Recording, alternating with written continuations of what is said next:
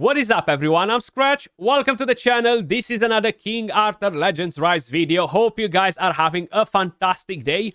In today's video, guys, I want to talk about the best healers in King Arthur Legends Rise. Not everybody has Gillian available, so you might want to think about what other units you can fit in your teams to defeat some of the most challenging content in the game. So that's what we're going to discuss in today's video. We actually have quite a few healers.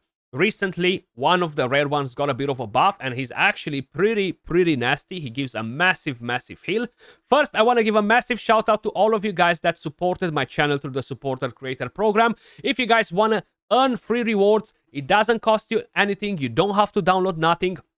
And you want to help and support me as well, you can click on the link in the description down below, head over to it, click on support Skratch Gaming, and I'll be able to send you rewards straight away. But let's dive into the main topic, guys. Healers. How do we build them? How do we use them? And which one of them are the best? Now, I'm not going to start with the legendaries. First, I'm going to start with the rare ones. We actually have quite a few of them that can put in some serious work, and I will go through all of them and kind of like review them a bit for you guys, starting with Ardoin. She is very different because her healing is actually based off her own attack, so it has nothing to do with the amount of HP she has. Even though she's kind of like a support unit, you won't have to build her with high HP, and that kind of like makes me dislike her a little bit. I still think she's an amazing unit, especially that she brings the polymorph, which is pretty nasty. This is on herself, but she brings it right here on the enemy. And that's a pretty strong crowd control. Now, with this skill, she brings in 148% healing, but based off her own attack, okay? So the higher the attack, the more healing you're going to get. And usually, we can get a pretty good chunk of attack on most of our units, and that can potentially generate a pretty decent healing. Now, what I do like about her is pretty much everything else that she brings. Increased attack, removes debuffs. She does a lot of things with her skills, right? And this is the Frost Relic. Each one of them tend to pretty much do more or less the same thing. Now, at the same time, she does have this wonky thing in the kit, which will give her a chance to polymorph herself after using the skill. Is something that I dislike a little bit. 100% chance to trigger when using skill 2 and attacks one random enemy and has a chance to apply polymorph. Then right here, 100% chance to inflict secret fey art on the enemy. Again, a pretty nice one. Is a hit accuracy decrease hit accuracy debuff, more or less, basically. So she's a pretty solid one. Now, I'll be honest with you guys. I know probably you've heard this a million times.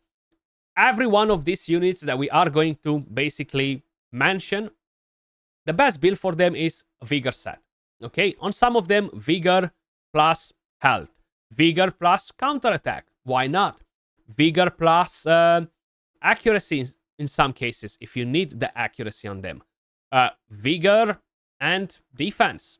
Or you can go, of course, with health set, regeneration set, the recovery set. Sorry, I'm playing so many different games and they are all calling it in a different way. It's hard to kind of like don't mix things up.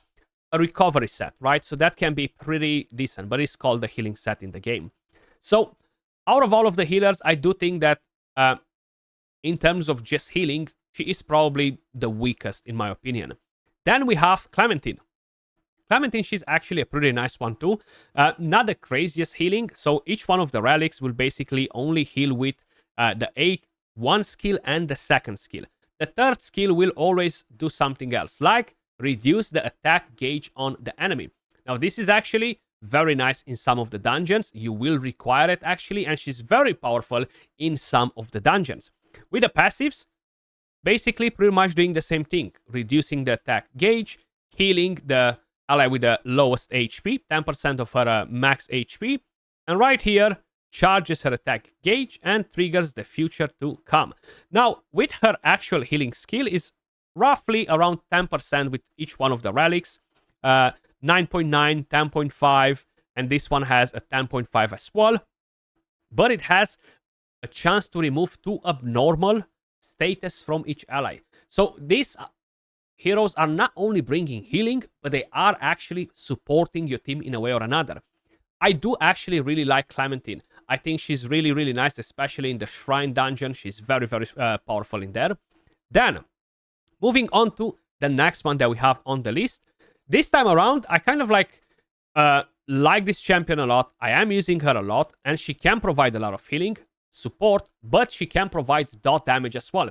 So this is one of those units that you want to build with accuracy as well, right? So we're talking about Isolde, absolutely amazing, amazing unit. I feel like one of the best relics for her in terms of healing is, of course, the Storm Relic, because she has two big skills that are actually healing. So you have the third skill, which gives you 11% of her max HP plus a bit more, removes 3 dot debuffs from all allies, and grants recovery over time for 2 turns, which gives you an additional 5% of your HP per turn. Pretty nice. Then the second one, again, gives you some healing, AoE healing, and recovery over time. Pretty nice. Then how you're moving on to different relics. This one as well heals with the third skill, and you're getting a cleanse, grants recovery over time, and 11% of her max HP. Then you have the passives, which are really, really helpful. A chance to trigger when an ally recovers HP, removes 2 dot from target. Pretty nice. And you have the second passive, when using skill 2, removes dot from all allies and grants dot taken decrease 3 on all allies for 2 turns. So overall, a very solid unit. I have her built on Vigor, and I think I have a health set on her, not an accuracy one, just to increase her HP, to be able to generate a bit of more HP. Absolutely amazing in the Burning Land, guys. Very, very powerful.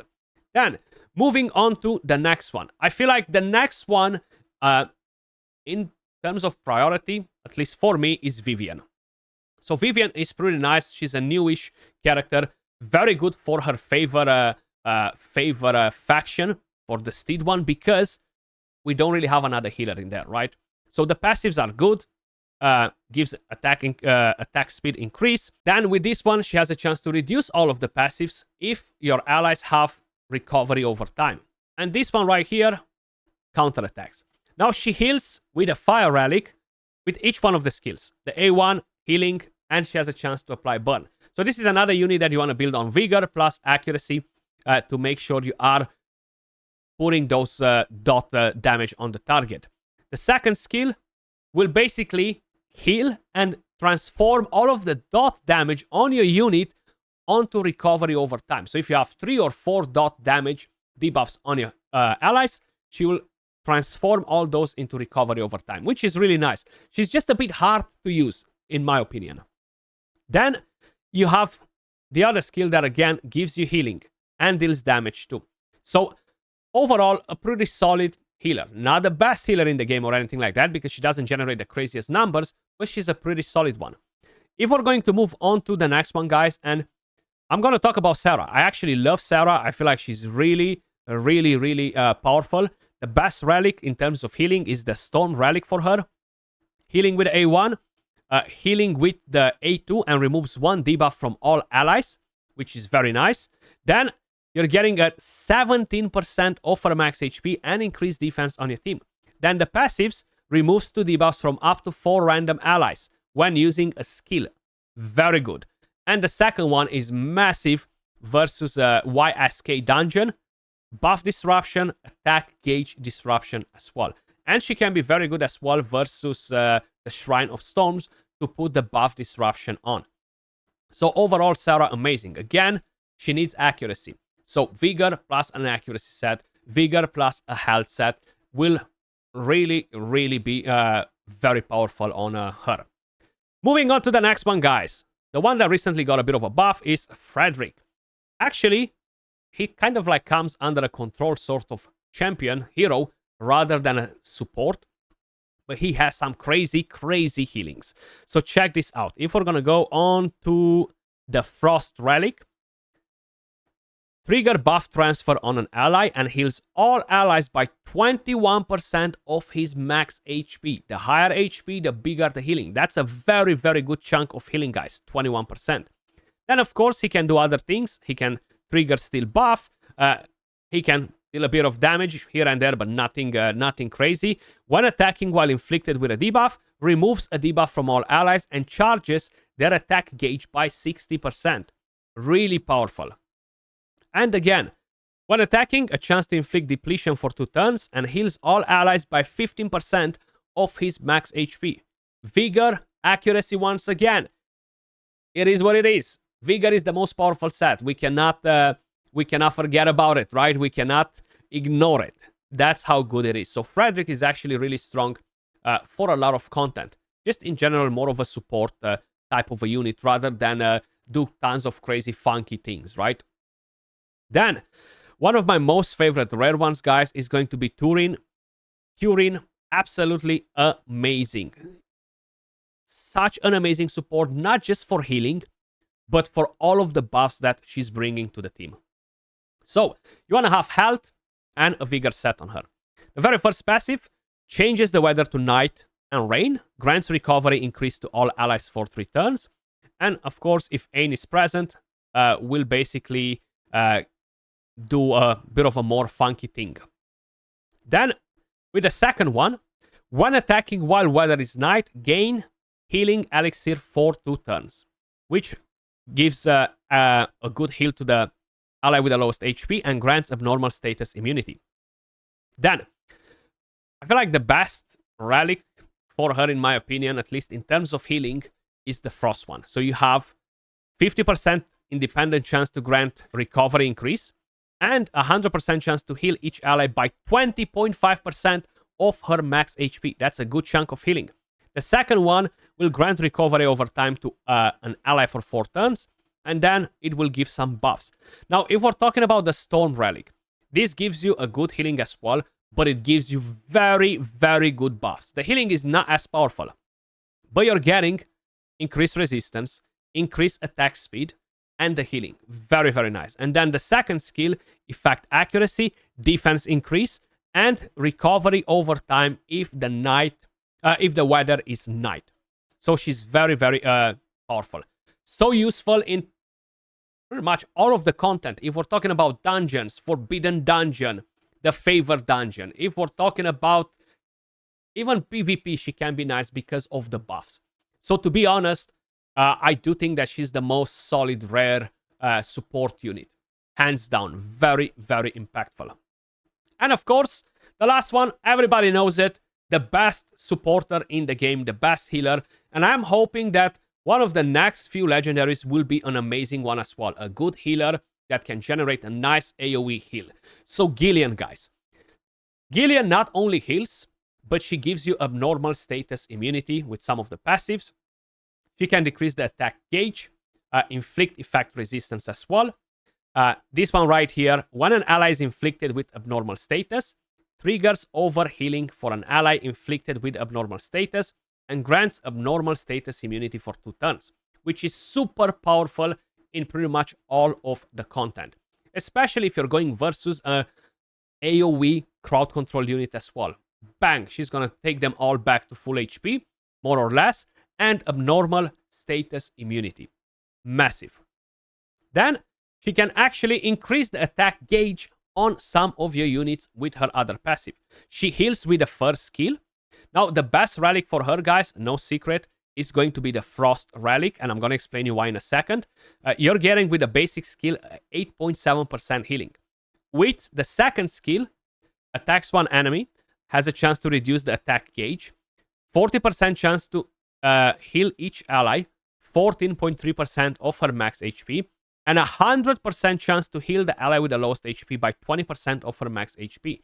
Now, this 40% independent chance can become an AoE heal. Sometimes it's gonna heal all of your units.